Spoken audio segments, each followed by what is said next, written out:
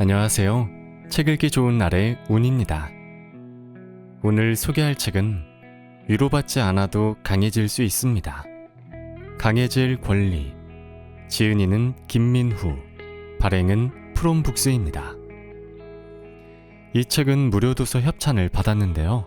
영상을 보시고 간단한 소감을 댓글로 남겨주시는 10분께 무료 증정해 드리겠습니다. 당첨자는 커뮤니티 공지와 댓글로 알려드리겠습니다. 사는 게 무섭고 힘들고 고통스럽다는 사람들이 점점 늘어나고 있습니다. 사회는 분명 예전보다 더 풍요로워졌는데 왜 삶의 방향성을 상실한 사람들은 점점 더 많아지는 걸까요?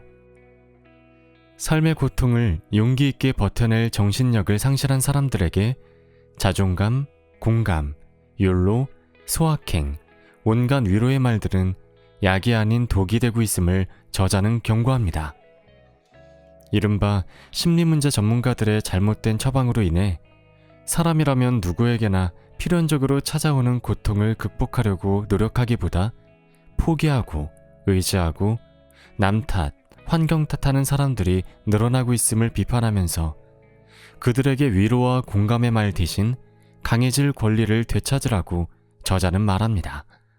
그 방법으로서 자기 극복의 대원칙하에 스스로를 동정하지 말고 생색내지 않으며 변명하지 않고 자랑하지 않으며 신체를 단련하고 열등감을 변화의 원동력 삼으며 인생의 목표를 자기 기분에 두지 않는 등 다양한 지침을 제안하고 있습니다.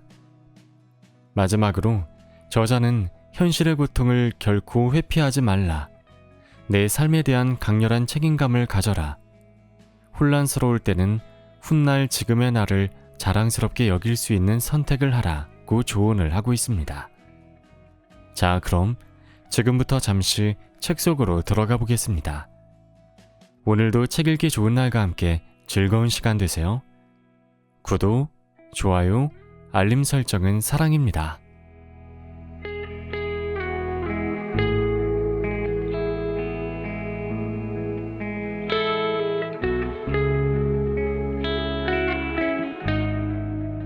강해질 권리, 한 차원 성숙한 권리. 기분 좋을 권리, 편안할 권리, 행복할 권리. 그런 권리란 애초에 존재하지 않는다. 기분 좋고 편안하고 행복한 것이 당연하다는 생각이 오히려 우리의 정신을 허약하게 만든다. 매사에 자신을 남과 비교하게 만든다. 그 결과 바닥 없는 마음의 지옥에 빠져든다. 인간에게는 그보다 한 차원 성숙한 권리가 있다. 삶의 고통을 받아들이고 조금씩 더 강해질 권리다. 휘청대고 좌절할지언정 내 몫의 고통만은 불평 없이 견뎌낼 권리이며 마지막 순간까지 포기하지 않고 힘을 다해 앞으로 나아갈 권리다. 적응하기 힘들고 우울해서 휴학하고 싶다고? 세상에 힘 안 드는 게 어디 있어? 도대체 뭐가 힘든데? 아빠 때는 말이야. 아니, 상관이 좀 갈구고 진상 고객이 힘들게 한다고 세상에 그까짓 거 하나 이겨내지 못해서 힘들게 들어간 직장을 관둬? 나 때는 말이야. 너무 힘들어서 대학을 휴학하겠다고 직장을 그만두겠다고 하는 자녀에게 예전 부모 세대, 특히 아버지들이 전형적으로 했던 말이다. 사실 이런 식의 훈계가 흔했던 시절은 꽤 오래전이다. 요즘 어지간한 40대, 50대 부모들은 자녀에게 이렇게 대놓고 훈계하지 않는다. 이런 훈계가 안 통하는 시대가 되었다는 것을 다들 알고 있다. 요즘 라떼는 말이야 란 표현이 유행하는 것도 이런 식의 설교가 더 이상 받아들여지지 않는 사회 분위기를 반영한 것이리라. 그렇더라도 한번 곰곰이 생각해보자. 시대가 바뀌었으니 나약한 정신이란 말은 이제 그 쓰임새가 없어진 것일까? 물론 누군가가 힘들어서 더 이상은 못 버티겠다며 하던 일을 포기하려 한다는 것만으로 그 사람이 정신적으로 나약하다는 증거가 되는 것은 아니다. 정신적으로 특별히 약하지 않은 사람도 상황에 따라서는 얼마든지 그럴 수 있으니까. 하지만 세상에는 정신적으로 강한 사람과 약한 사람이 구분되어 존재함도 명백한 사실이다. 조금만 힘들면 하던 일을 포기하고 부모로부터 독립하기 위해 어떻게든 노력하지 않고 뜻대로 안 풀리는 모든 일에 남탓만 하는 사람들이 얼마나 많은지 모른다. 이런 사람들 대부분이 심각한 정신적, 신체적 질환도 없고 지능도 정상이다. 당사자는 듣기 싫겠지만 정신적으로 나약하다라는 말보다 이 사람들에 대한 더 적절한 표현을 찾기는 어렵다. 험난한 인생을 포기 없이 중심 잡고 살아가려면 정신의 힘이 기본 이상은 되어야 한다. 그래서 삶의 길목마다 마치 아기를 품고 나를 노리기라도 한 것처럼 끊임없이 덮쳐오는 수많은 불운과 난관 앞에서 쓰러지지 않고 앞으로 나아갈 수 있다. 정신력에 강하고 약함이 존재함은 신체의 근력이나 지구력에 강약이 있는 것과 같다. 현대의 풍요한 환경은 정신력을 나약하게 만들기 쉽다. 선진국의 많은 중산층 청년들이 중독성 쾌락과 안락함에 둘러싸여 살아간다. 휴대폰, SNS, 온갖 디바이스로 즐길 수 있는 게임, 재미난 동영상을 제공하는 인터넷 사이트, 만나고 자극적이고 값도 저렴한 음식 등이 끝없이 공급된다. 부모 세대의 경제력과 각종 사회적 안전망이 이들의 뒤를 받쳐준다. 삶의 무거운 짐을 거부하고 쾌락과 안락함 속에만 빠져 살아도 어지간해서는 과거 세대가 겪었던 굶주림과 헐벗음에 직면하지 않는다. 원할 때 언제든 무한정 공급되는 마약처럼 깨어있는 시간 내내 인터넷에 연결되어 있기 때문에 나태하고 무의미한 삶으로 인한 현실의 불안과 고독을 스스로 마취할 수 있다. 이 상태에서 스스로 벗어나기란 결코 쉬운 일이 아니다. 위안이 도리어 독이 되기도. 가난하고 못난 부모 밑에서 태어나 고생하며 사는 게 억울해요. 이런 불공평한 세상, 좀비 영화에서처럼 확 다 망해버리면 홀라당 다 뒤집혀버리면 좋겠어요. 세상이 공평하지 않은데 열심히 사는 게 무슨 의미가 있어요? 어디 설명해보세요. 내 모든 게 다 혐오스러워요. 졸업한 대학도 어디 가서 이름 말하기 부끄럽고 이 나이에 버젓한 직장도 없고 어쩌다 식당 알바라도 잠깐 하면 열등감에 다른 알바나 손님들 눈도 쳐다보기 힘들어요. 그래서 아무것도 안 하고 집안에만 틀어박혀 지내는 거예요. 사회생활이 안 맞아서 일을 못하는 건데 왜 자꾸 일하라고만 하세요? 우리 부모 돈도 충분히 있단 말이에요. 상담 선생님이 부모가 나한테 공감을 안 해주고 부정적인 피드백만 주면서 키워 어릴 때부터 트라우마가 쌓이고 자존감을 다 잃어버린 게 내가 이렇게 된 원인이라고 설명하더라고요. 그 말이 맞아요.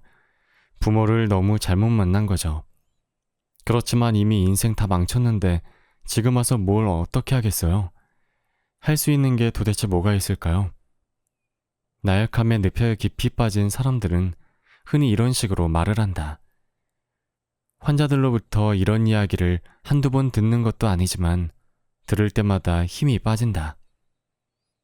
환자의 무력감에 함께 사로잡히는 느낌마저 든다. 물론 환자 대부분은 좋아지고 싶은 의욕이 있고 치료자와 잘 협조하려고 한다. 그러나 변화해보자는 조언을 잔소리로만 받아들이는 삐딱한 자포자기 환자도 종종 있다.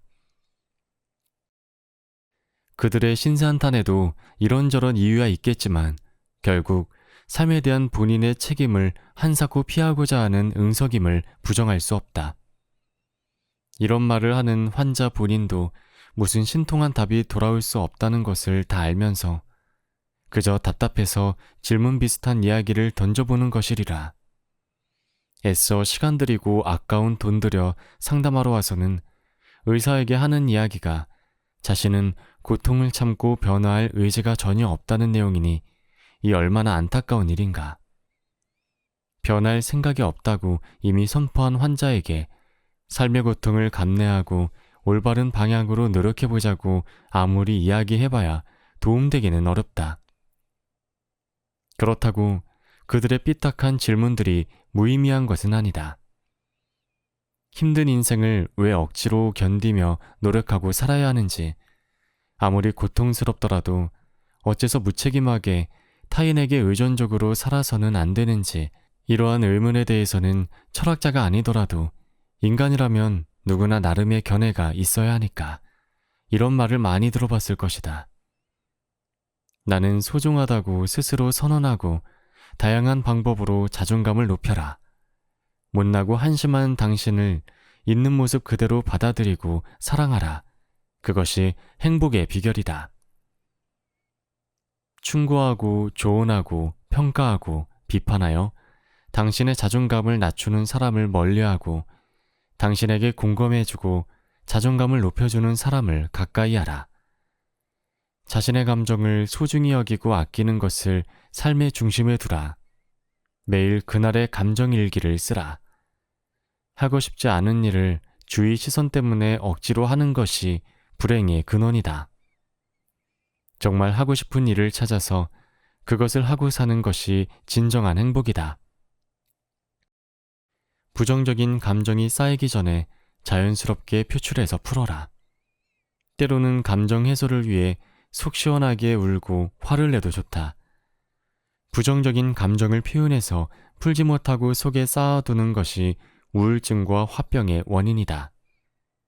나는 이런 조언들과는 정반대의 이야기를 하고자 한다. 나는 이러한 이야기들의 유일한 쓸모가 자기 위안이라고 생각한다. 이런 이야기를 읽거나 듣고 있는 동안만은 마음이 편안해지고 지금의 못난 모습 그대로 굳이 힘든 변화 없이 살아도 괜찮을 것 같고 다른 사람 눈치 안 보고 내 감정 위주로만 살아도 될 것 같은 안도감이 든다. 이런 종류의 이야기들은 어찌되었건 당장 듣기에는 달콤하기 때문이다. 달콤한 위안을 좋아하는 독자라면 그와 정반대인 나의 이야기에 반감을 느낄 수 있다. 그렇지만 다시 한번 생각해보자. 듣기 좋은 이야기가 지금의 나에게 진정 유일할지를. 자포자기 신세한탄을 한다는 것은 올바른 인간으로서의 자부심을 다 잃고 숨통 바로 아래까지 나약함이 차올랐다는 뜻이다. 이런 상황에 처한 사람에게 지금 이대로도 괜찮다는 위안은 도리어 독이 된다. 일시적인 안도감은 늪에서 탈출하려는 동기부여를 꺾을 뿐이다. 인간은 저마다 한 명의 아틀라스. 스스로 안간힘을 다해 정신력을 끌어올려 나약함의 질척한 늪에서 탈출하는 것만이 유일한 해결책이다. 그런데 정신을 강하게 단련한다는 것이 저절로 될 리 없다. 고도비만이던 사람이 운동과 식사 조절로 날씬한 근육질이 되는 것도 물론 어렵지만 그보다 훨씬 더 어렵다. 신체는 눈에 보이기에 체력과 몸매가 날로 향상되는 것을 눈으로 확인하며 긍정적인 피드백을 받는 것이 수월하지만 정신이 단련에 의해 올바른 방향으로 발전하고 있음은 실시간으로 느끼기가 어렵다. 그럼에도 정신력 강한 인간으로의 변화는 충분히 가능하다.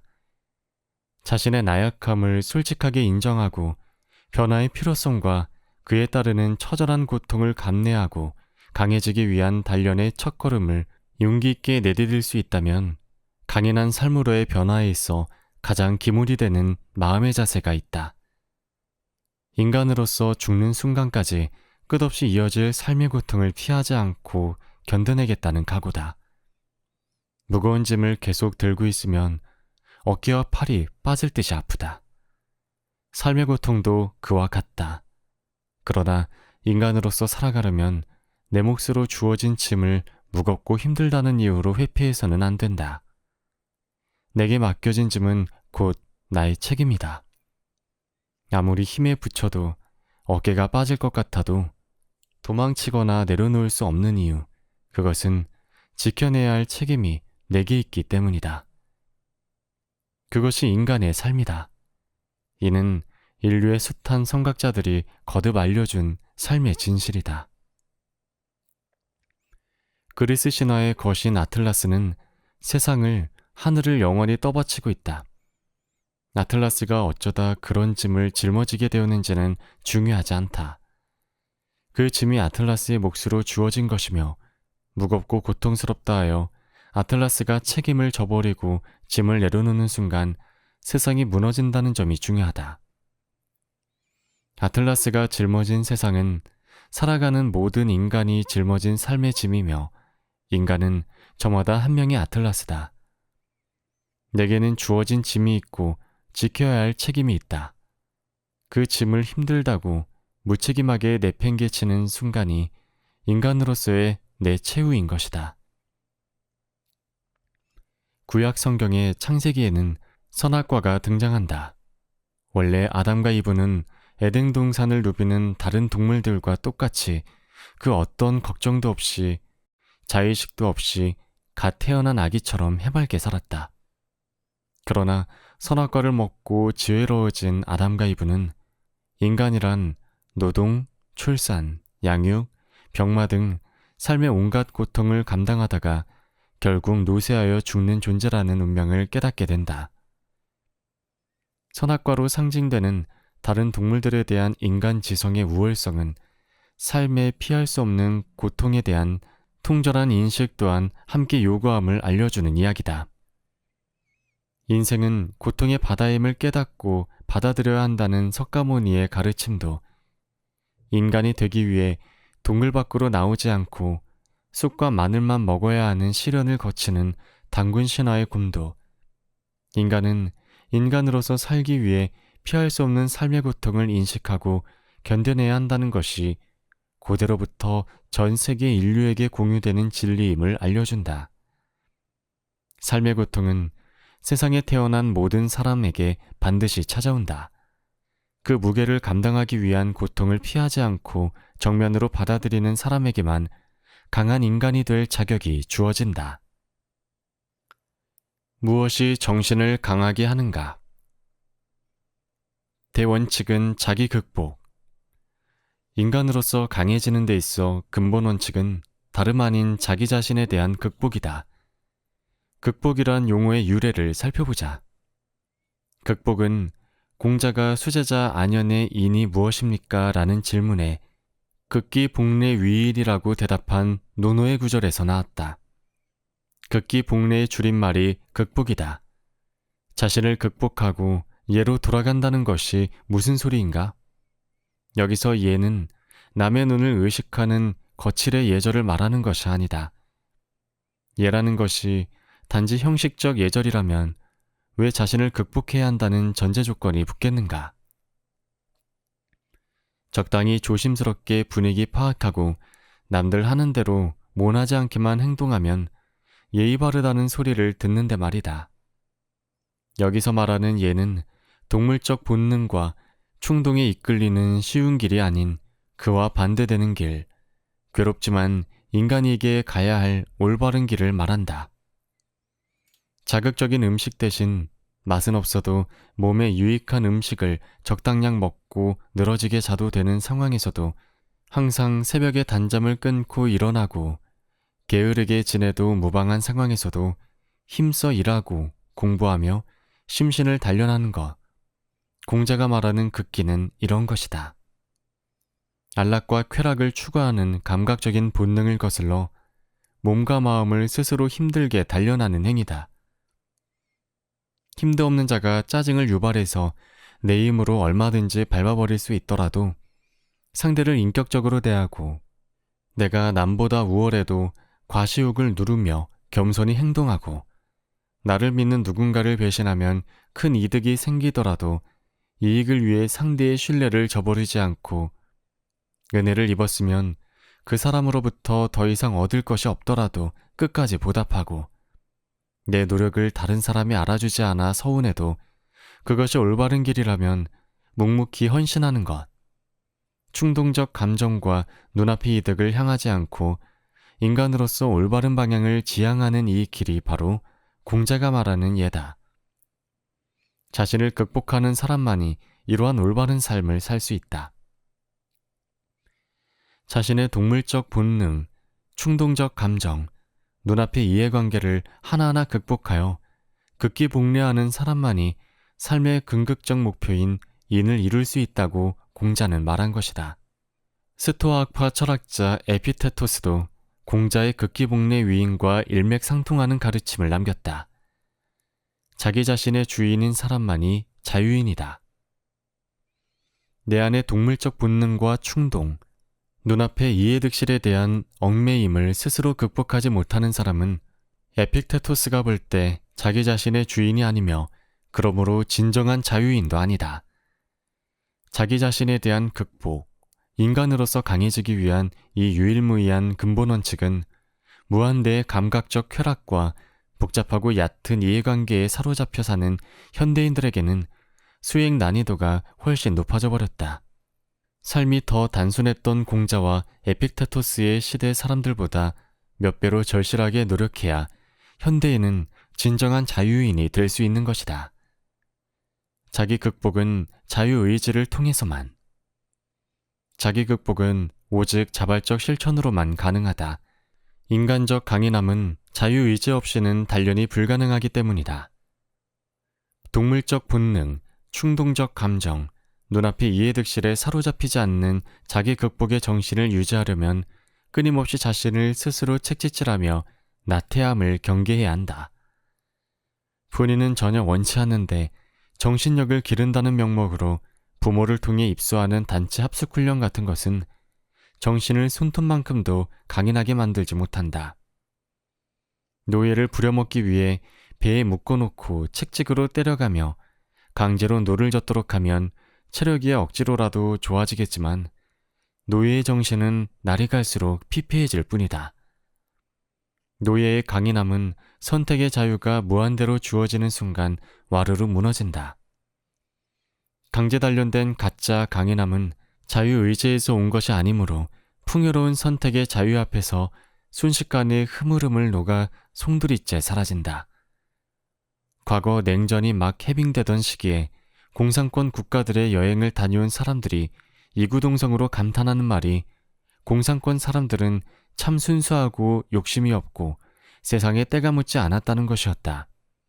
그러나 그것은 선택의 자유가 박탈된 상태에서 빚어진 가짜 순수함이었음을 이후의 역사가 증명한다.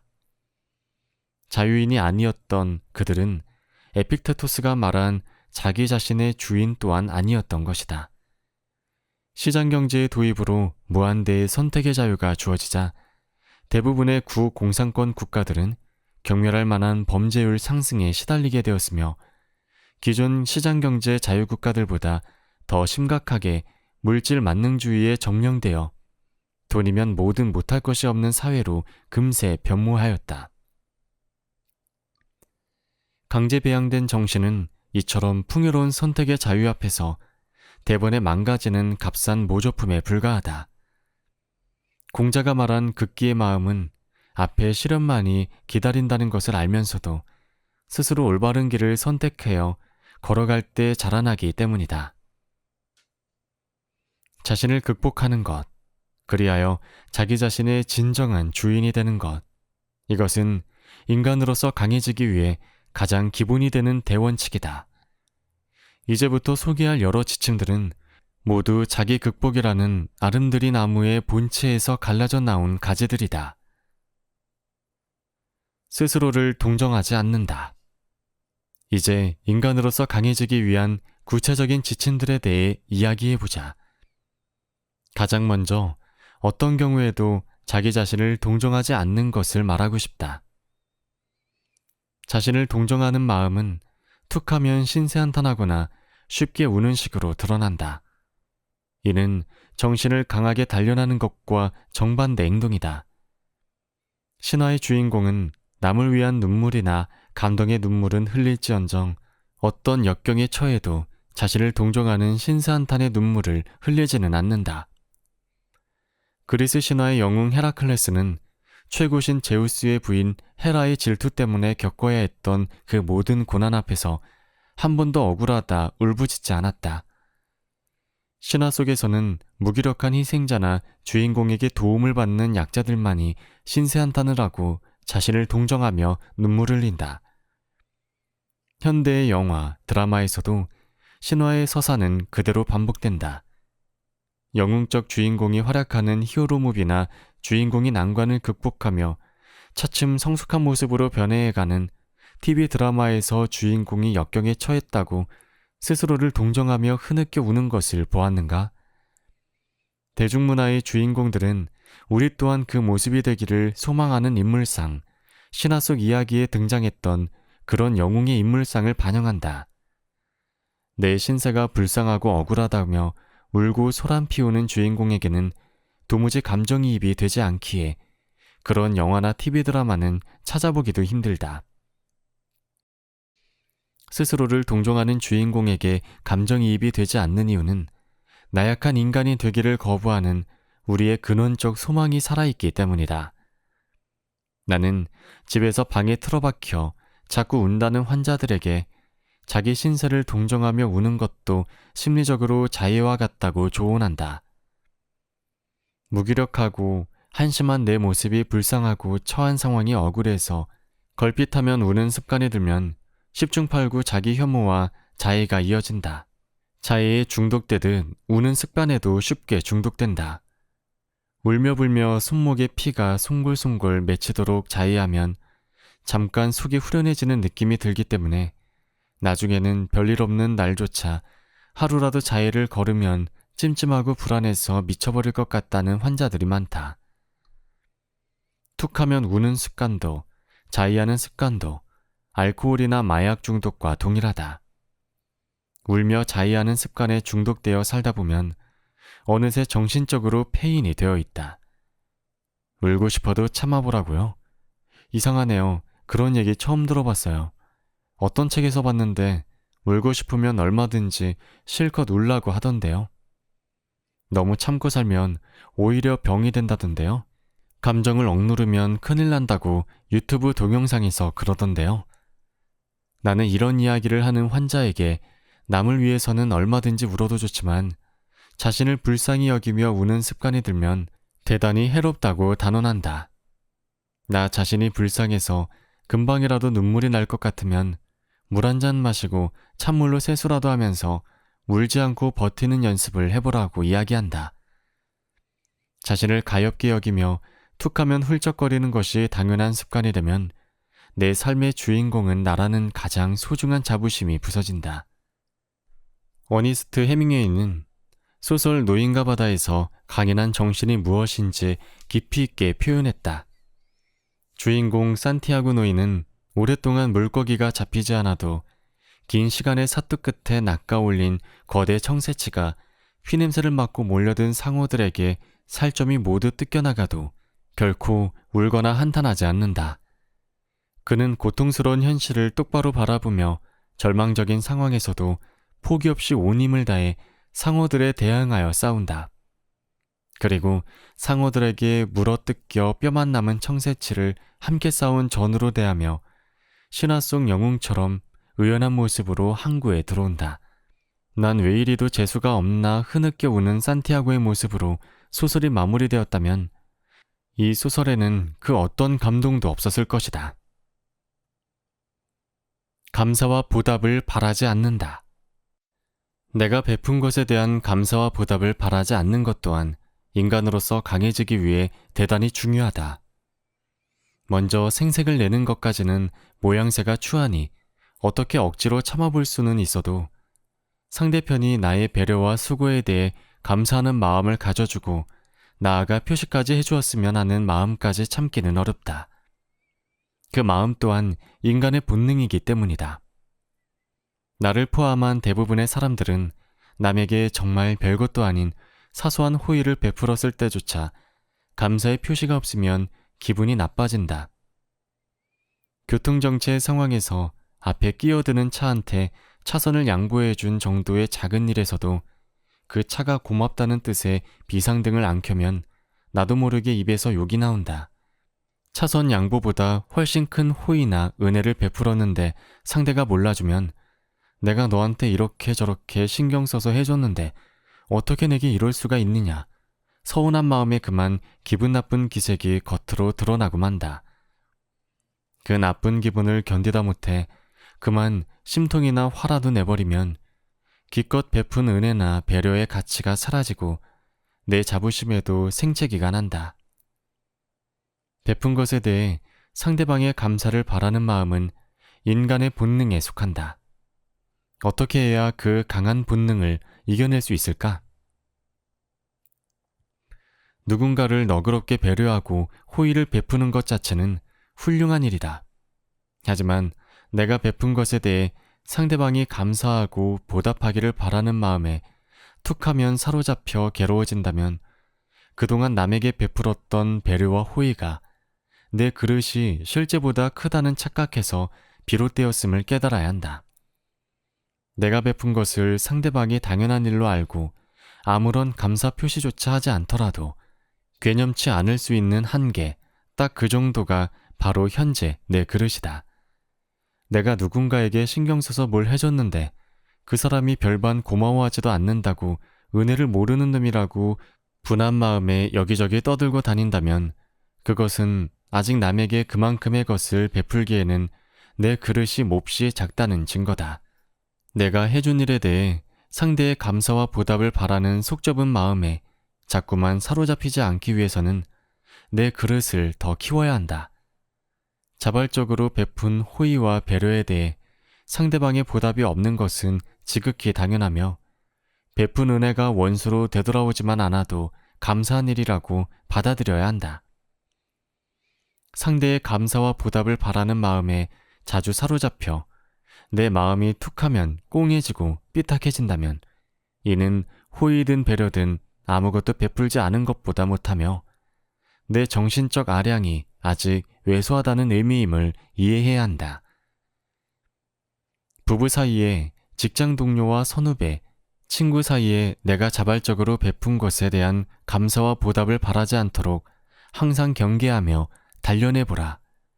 본능을 거슬러 노력해야 하는 일이기에 쉽지 않지만 끊임없이 분투한다면 분명 내면의 힘을 곱절로 키울 수 있으리라. 신체를 단련하는 이유. 신체를 꾸준히 단련하는 것은 편안하고자 하는 강력한 본능을 극복할 때만 가능하다. 그러므로 지속적인 신체 단련 그 자체가 훌륭한 정신 강화법이다. 감각적 쾌감을 자극하는 물질과 서비스가 넘쳐나는 시대이기에 오감의 즐거움과 안락함이 인생의 주 목적인 사람이 많은 것도 당연하다. 그러나 그렇게 살다 보면 힘든 신체 단련을 게을리하여 체력이 약해지기 쉽다. 몸이 약한데 정신력만 유독 강하기는 매우 어렵다.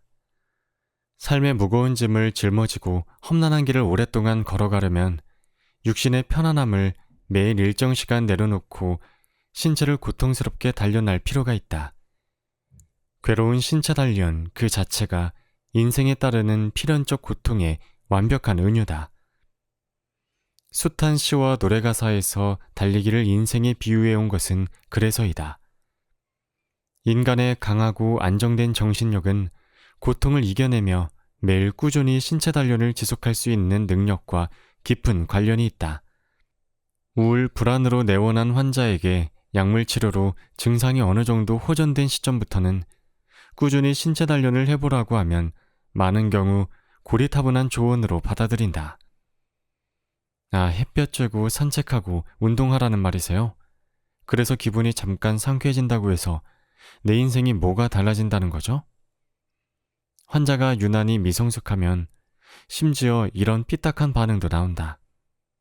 신체 단련을 하라는 조언을 잘못 이해한 것이다. 기분이 상쾌해지기 위한 목적으로 신체를 단련하라는 말이 아니다. 물론 운동을 해서 땀을 흠뻑 흘린 후에 씻고 나면 개운해지는 부가적 효과도 있다. 그러나 상쾌해지기 위해서 운동을 한다는 것 또한 결국은 감각적 만족에 집착하는 행위에 불과하다. 육체의 고통을 정신의 힘으로 끊임없이 이겨냄으로써 내면의 강인한 발전을 추구한다는 신체 단련의 진정한 의미에서는 멀리 비껴간 것이다. 심오한 철학을 발달시킨 고대 그리스에서 인간의 신체 단련을 극한까지 끌어올린 여러 종목의 경기를 개최하고 그 시합을 신들에게 바쳐 영광을 찬양하는 올림피아 제전이 태어난 것은 결코 우연이 아니다. 고대 그리스에는 올림피아 제전 외에도 각지에서 펼쳐지는 운동제전이 많았는데 그러한 운동제전은 하나같이 신들에게 바치는 엄숙한 종교제전이기도 하였다. 육체와 정신의 단련은 하나의 길로 이어지며 그 길은 고귀한 신성으로 향한다는 것을 고대 그리스인들은 일찍이 깨우쳤던 것이다. 편하게 쉬어도 되는 상황에서 신체 능력의 발전을 위해 스스로 고된 단련을 하는 동물은 인간밖에 없다. 다른 동물들은 야생에서의 생존을 위해 본능적으로 움직인 결과로서 신체가 단련될 뿐 신체 능력의 발전 자체를 위해 본능을 거스르며 고통을 참고 근력과 심폐지구력을 단련하지는 않는다. 때문에 신체 단련은 육체적 활동임과 동시에 인간만의 고유한 정신적 활동인 것이다. 다른 동물들과 달리 몸이 편하고 싶은 본능에 안주하지 않고 매일 조금씩 더 강해지기 위해 본능을 거슬러 고통을 참고 몸을 단련하는 행위 자체가 인간이 걸어야 할 험난한 길의 상징이다. 규칙적인 신체 단련은 그래서 강한 정신력을 단련하기 위해 필수적이다. 열등감은 변화의 원동력. 내 약점에서 비롯되는 열등감을 자연스러운 인간 본능이라고 받아들이고 열등감의 고통으로 자포자기 못난 행동을 하지 않도록 견뎌내며 열등감으로 인한 괴로움을 발전을 위한 에너지로 전환하는 것 또한 정신력의 단련이다. 열등감은 결코 이상하거나 잘못된 마음이 아니다. 외모가 객관적으로 아름답지 못하다면 나보다 잘생기고 예쁜 사람 앞에서 위축되는 것이 지극히 정상이다. 몸이 왜소하고 허약한 사람은 건장하고 근육이 우람한 사람 앞에서 자연스레 기가 죽는다. 사춘기 청소년이 운동신경이 나빠 단체 운동에서 매번 꽂아 놓은 보리자루 취급을 당하고 몸치, 제발 가만히만 있어라 이런 소리를 자꾸 들으면 체육 시간이 되는 것이 두렵고 자괴감이 생기는 것도 당연하다. 학벌이 별로인 것이 평생의 한인 사람은 나보다 좋은 학교를 나온 사람만 만나면 행여나 출신 학교 얘기라도 나올까봐 조마조마 신경이 쓰인다. 가난해서 삶이 고달프면 부자의 여유 있는 소비생활 앞에서 내 모습이 초라하게 느껴지고 나보다 잘 사는 상대의 별뜻 없는 말과 행동에도 무시당하는 듯한 기분에 쉽게 사로잡힌다. 이러한 열등감은 인간에게 있어 지극히 당연한 심리현상이라는 것을 인정하고 열등감으로 인한 마음의 고통을 정면으로 받아들여 견뎌내야만 인간으로서 강하게 성장할 수 있다. 그런 사람만이 열등감을 약점을 극복하고 장점과 재능을 찾아서 키우기 위한 변화의 에너지로 전환할 수 있다. 그런 의미에서 보자면 열등감은 인간에게 해롭기만 한 감정은 결코 아니다. 열등감의 고통을 정면으로 받아들이지 못하다 보니 열등감에 대한 잘못된 위로와 위안이 판을 친다. 열등감으로 괴로워하는 그 자체가 병적 심리며 열등감을 느끼는 이유는 자존감이 낮아서 그렇고 세상에 잘나고 못난 것을 판가름하는 객관적인 기준이란 원래 없으며 누구나 다 태어날 때부터 똑같이 소중한 존재임을 깨달아 자신을 사랑하며 자존감을 높이면 그때부터는 열등감으로 괴로울 일이 없게 된다. 이런 식의 위안은 만성적 열등감으로 괴로워하는 사람에게 실질적인 도움이 안 되며 열등감의 극복을 도리어 방해한다. 술이나 담배가 제공하는 것 같은 잠깐 동안의 감정의 맞춤만이 이런 위안의 유일한 기능이다. 열등감은 상대방과의 우열을 내 마음에서 본능적으로 감지하여 자연적으로 생겨나는 피해갈 수 없는 감정임을 용기 있게 받아들여야 한다. 그래야 그 다음 단계, 즉 열등감의 극복을 위한 노력으로 나아갈 수 있다. 열등감을 잘못된 감정이라고 부정하는 것은 고통스러운 현실에 대한 회피일 뿐이다. 간혹 본인이 열등감을 지닌 부분을 상대가 물어보지도 않았는데 미리 입 밖으로 토해내는 경우가 있다. 강한 열등감이 있는 부분이니 건드리지 말라고 상대에게 미리 경고를 하려는 무의식이 작용하기도 하고, 강자에게 배를 뒤집어 보여주는 강아지 마냥 자신의 약점을 미리 보여주며 상대에게 아부하려는 뒤틀린 굴종의 심리가 작용하기도 한다. 경우에 따라서는 열등감을 스스로 드러내는 이런 행동이 열등감의 극복이라고 착각하기도 한다. 열등감으로 인한 고통이 너무도 크기에 어떻게든 그 고통을 줄여보려는 생각에서 나온 이런저런 몸부림이겠지만 어떤 이유에서건 본인의 인간적 자부심을 해칠 뿐이다.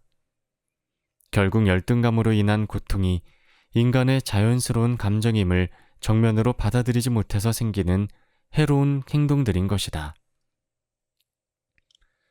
난 얼굴이 널쩍하고 너무 못생겨서, 넌 얼굴도 작고 하얗고 콧대도 높고 눈도 크고 이렇게 예쁘니까 어딜 가나 남자가 따르고 정말 좋겠다. 난 진짜 내 얼굴로 하루라도 살아보면 좋겠어.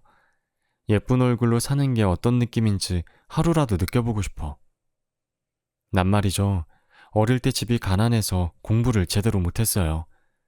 그래도 나보다 공부 많이 한 놈들한테 한 번도 져본 역사가 없어요.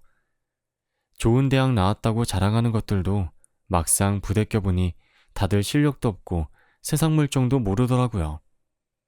무슨 학벌 따지고 그런 거 저는 진짜 우습다고 생각해요. 학벌이 좋으면 뭐해요. 먼저 인간부터 되어야지. 우리 집은 부모가 지지리도 가난한 데다 무식하고 천박하기까지 해서 어릴 때부터 부모한테서 아무 지원도 못 받았어. 너희 집은 부자고 부모님도 교양있고 자상하셔서 진짜 부럽다. 나도 너희 집 딸로 태어났으면 좋았을 텐데. 너만 보면 난 진짜 너무너무 부러워. 난 왜 이렇게 못난 가난뱅이 부모 밑에서 태어났을까? 인생은 참 불공평해. 그치? 열등감의 고통을 내 마음에 일어나는 자연스러운 심리현상으로 받아들이는 것과 이렇게 함부로 남 앞에 드러내는 것은 전혀 다르다. 열등감을 날 것 그대로 드러내면 인간으로서 꼭 지켜내야 할 품위와 자부심이 무너진다. 조금 잘났다고 과시욕에 사로잡혀 여기저기 드러내고 자랑하는 것이 못난 행동이듯 나보다 우월한 자에 대한 적대감을 표출하거나 반대로 칭송하고 부러워하며 내 안의 열등감을 드러내는 언행 또한 지극히 어리석다. 정말 친한 사이에서 스스럼 없이 농담으로 하는 것이 아니라면 상대방에 대한 열등감을 그 사람을 앞에 두고 진지하게 거론하면 상대를 당혹스럽게 만들고 나를 업신여기게 만든다. 이는 열등감의 극복이 아니라 오히려 열등감에 강하게 사로잡힌 어리석고 못난 행동임을 명심해야 한다. 열등감은 잘못된 감정이 아니다. 그것은 내 의지와는 무관히 내 안에서 본능적으로 일어나는 괴로움이다. 그러므로 열등감으로 인한 긴장, 위축감, 자괴감 등의 고통은 억지로 부정하려 하지도 일부러 드러내려 하지도 말고 피할 수 없는 자연적 현상을 대하듯 묵묵히 감당해야 한다. 열등감의 고통은 더위나 추위를 우리가 괴롭다고 느끼는 것과 같다. 원치 않는다고 추위와 더위로 인한 고통을 거부할 수는 없지만 품위 있게 받아들이고 견뎌낼 수는 있다. 열등감도 그와 같다. 열등감으로 인한 고통이 자연스러운 정서 반응임을 받아들여야 그에 올바로 대처할 수 있다. 열등감이 마음속에서 괴롭게 솟아오르더라도 드러내지 않고 차분하고 평온한 모습을 유지하기 위해 정신을 단련하는 것이다. 물론 열등감으로 인한 위축감을 드러내지 않고 갈무리하는 것은 쉽지 않다. 오랜 노력이 필요하다. 마치 얼음장처럼 차가운 물속에 들어가도 호들갑 떨지 않고 땀이 뻘뻘 흐르는 한증막에서도 의젓한 표정으로 견딜 수 있는 단련을 하는 것과 같다. 결코 쉽지 않으나 그렇다고 불가능한 것도 아니다. 고통을 견디며 끈기 있게 정신을 단련하는 오랜 능력을 통해 내면에 차곡차곡 자부심이 쌓인다. 자부심을 지켜낼 수 있는 사람은 열등감의 고통을 충분히 극복할 수 있다. 위인들의 전기를 읽으면 열등감으로 인한 고통을 변화의 에너지로 삼았던 무수한 사례를 알게 된다. 일일이 거론할 것도 없이 위대한 인물 대부분이 이런저런 열등감으로 고뇌하며 극복을 위해 노력하는 과정에서 자신도 미처 몰랐던 재능을 발굴하여 보다 훌륭한 인간으로 변해갔던 것이다. 열등감은 불필요한 감정이 아니다. 열등감을 자연스러운 심리현상으로 받아들이고 그 고통을 변화의 원동력으로 삼는 사람은 한 차원 높은 곳으로 도약할 수 있다.